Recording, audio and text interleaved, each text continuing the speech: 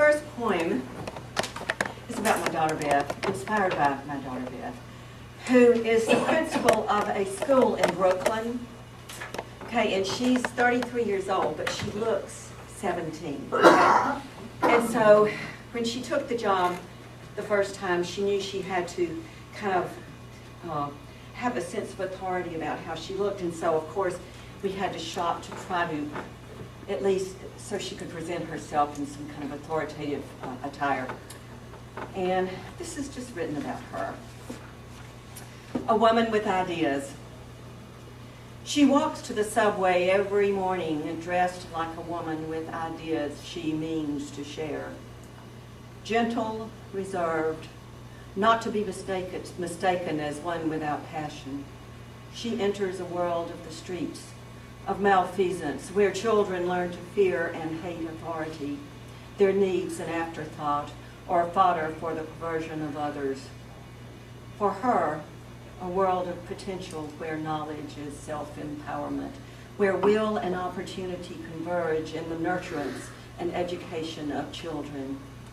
She walks to the subway every morning, dressed like a woman with ideas she means to share.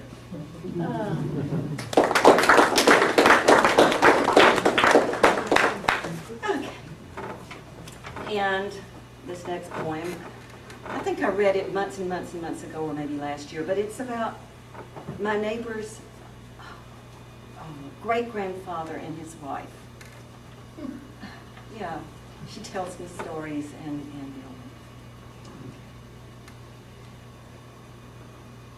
he was a strong man, educated in the classics.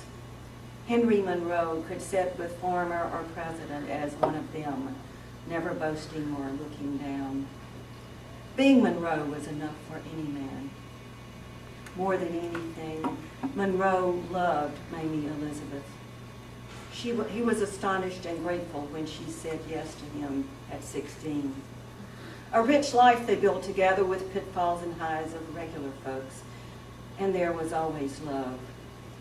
At the bottom and top of it all, love had settled in and was going nowhere. Monroe's favorite respite was his time in the green room, with Mamie beside him, the rumbling of her warm blood audible to his receptive heart. The green room wasn't much. Artificial turf, louvered glass windows all around. Monroe took his time there whenever he could.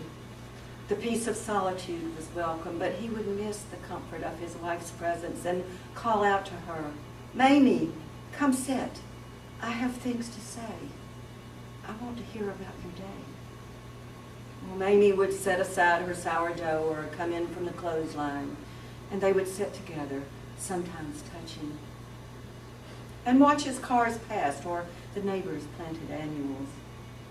As the ravages of age took hold of Monroe, he called out for Mamie more and more. "Mamie, my bride, come sit with me." More and more, Mamie would answer, "In a minute, Monroe, in a minute."